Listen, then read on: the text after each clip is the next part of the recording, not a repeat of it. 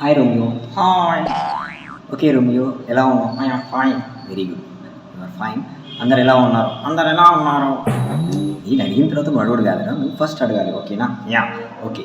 ఈరోజు special day ఉంది, అది ఏంటో తెలుసా? యా. ఏంటి? మా ఫ్రెండ్ది మీ ఫ్రెండ్ది చెప్పుడే. షిప్పుడేనా? మీ ఫ్రెండ్ షిప్పుడే కాదురా.